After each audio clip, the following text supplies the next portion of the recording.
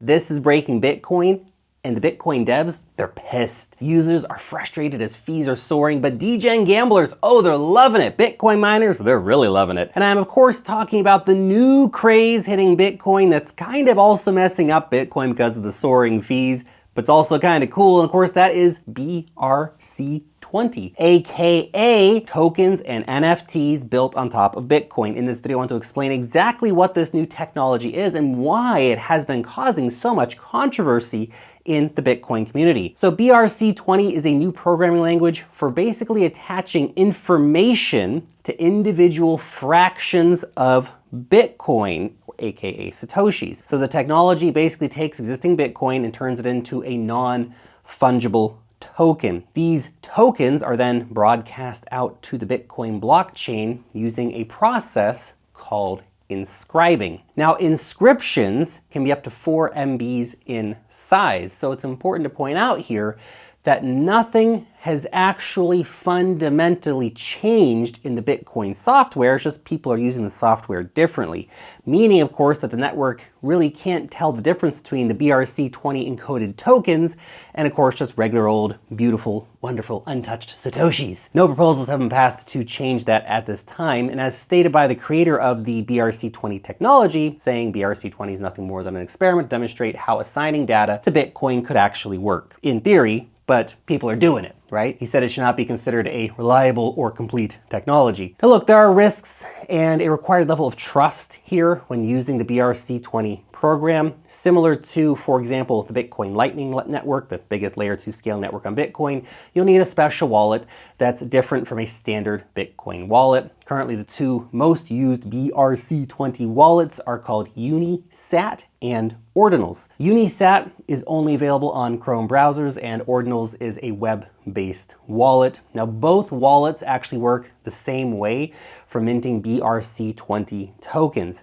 However, Unisat is the only wallet that allows users to actually be able to deploy tokens before minting them. So as it goes in crypto, you know, where there's technology, where there is a will, there is a way, right? Someone has already found a way to exploit this new technology and to trigger several double spends on Unisat before being caught out. Now, despite the wallet being thoroughly tested before release, these things can still happen. You know, it only costs a few dollars to be able to create a BRC20 token. Now here's a simple visual example of just how easy it is to make a BRC20 token, so you can see how ridiculous the whole process is. Basically, enter in the different codes here. We'll choose the ticker name Lark for this one. We'll make 25 of these tokens. To be clear, this is not for sale. There's no token out there that can be bought, so don't go doing anything silly, guys. But look, it's just that easy. The example here is that it's just that easy to make tokens. It just takes a couple of minutes, and you've easily created your own token, which is part of the reason why we're seeing BRC20s taken off. And that's where the experiment for most people really should probably end. It's where it ended for me. But how much value could something that easy to create really have? Well, a lot. Because as usual, the crypto community took that experiment and started running with it. Now, just a few months later, BRC20 tokens have an estimated market cap of over $1 billion. What? That's ridiculous. Now, I know that's small by crypto standards, but $1 billion is still $1 billion, right? Billion frickin' dollars, man. The problem with BRC20s is that they have little, if any, functional use. Since Bitcoin is being used to create these, they're not necessarily worthless, we can say, but they're theoretically useless, right?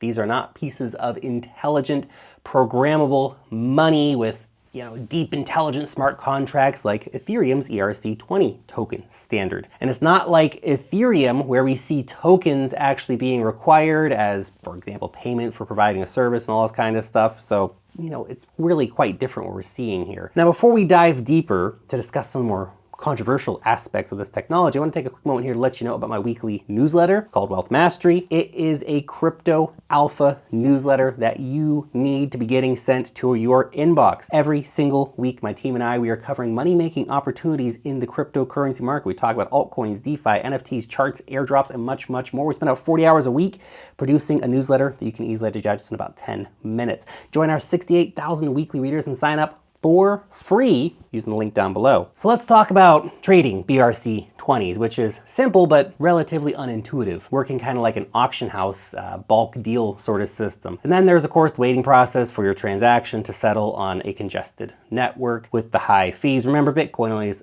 designed to do about 5 transactions per second. It's very, very small. There's currently only one explorer as well that reflects the full balance state of the BRC20 experiment, and one other available to provide a list of current tokens. Now, you won't see any of this happening if you're just using a regular Bitcoin Explorer. You see, creating BRC20s actually uses the unspent transaction output function of the Bitcoin protocol itself, referenced in 3 separate BRC20 transactions as shown by the matching timestamps. Now, creating or transferring BRC20 tokens actually initiates a sent and received transaction at the same block. So you're receiving Bitcoin, but not the initial amount that was sent. That sliver that you've inscribed is now a BRC20 token and can only be interacted with by using a special protocol, like ordinals. Portions of Bitcoin are assigned to a specific block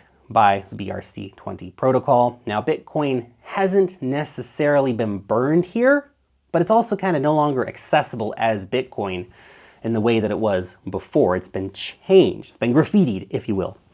There's no way to turn that BRC20 back into Bitcoin, at least not at this stage. Maybe this is all just a bit of a psyop because it's maybe a genius way to lower the total supply of available Bitcoin out there as people burn it up to make memes. So, silver lining there, perhaps. Anyway, the idea of giving each Satoshi a unique identity falls apart when those Satoshis are no longer identified as Satoshis by the Bitcoin network. For instance, Lightning wallets maintain each individual Satoshi when transactions are actually settled on the Bitcoin network. It's all accounted for, right, in the main chain in its standard sort of way. Just logic is moved elsewhere temporarily.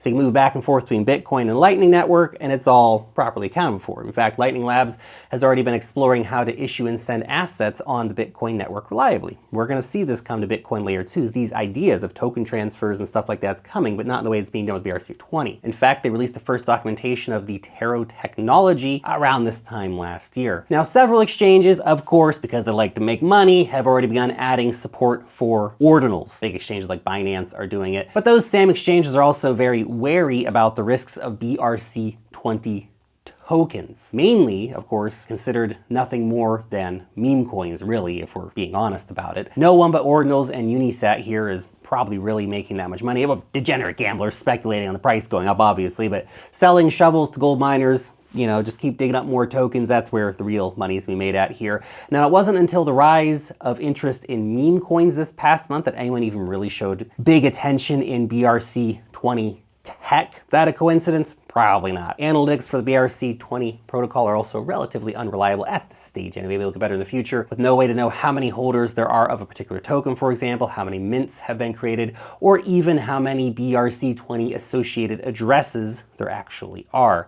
With no reliable way of knowing, well, who's buying or who's selling these particular tokens, it's of course then near impossible to access any BRC20's actual value properly. The data we do have aggregates all information on all ordinals that have been inscribed. Now that combines together NFTs, naming services, BRC20 tokens, and basically everything else into one big pool of inscribed Satoshis, essentially. Now, unsurprisingly, this additional use of Bitcoin has wreaked havoc across the network. Fees the past month have been increasing beyond Bitcoin's daily block rewards, which is something definitely noteworthy. And that has then resulted in major congestion on the network, causing a pileup of almost 500,000 unconfirmed transactions sitting in the mempool, just hoping to be able to be processed one day. Binance and other exchanges have also had to do things like freeze all withdrawals several times as BRC20 token transactions skyrocketed fees on the network, making it hard for exchanges to move between internal wallets and stuff like that. And in an unsurprising move, Bitcoin developers have already begun discussing how to kill ordinals, which is a tricky question, right? This proposal would use a script code like OP return to mark these transaction outputs as invalid, but then they're kind of censoring Bitcoin, aren't they? Another Bitcoin core developer suggested a runtime option to delete all non-standard taproot transactions. Now, either of these options would destroy all ordinal functionality overnight and of course destroy the value of the ordinals, the BRC20 tokens that are held by people, $1 billion worth of value. Technically that would be considered a bug fix, and this change can be implemented without even a proposal, although strong ethical concerns get raised up here because then developers are censoring what people can do with Bitcoin and the free use of the network. Now, one great thing from this experiment is that exchanges like Binance are now committing to offering the Lightning Network, which is definitely a step in the right direction. All exchanges should offer the Lightning Network so we can actually have real innovation there. That's fantastic news, and let's see more adoption of the Lightning Network happening. I'm here for that. Now, having been available for several years without any major exchange adopting it, it's nice to see the Lightning Network getting some attention, right? Even if BRC20s and all the ordinals go away tomorrow, well, then I guess it was fun to test the limitations of Bitcoin through this kind of experimentation, and if we get more Bitcoin Lightning Network adoption, that's a win. But what do you think about BRC20? Is this the future of Bitcoin, or just a dumb experiment that people have taken a little bit too far? Let me know down below. Okay, that's all for now. Subscribe. See you next time.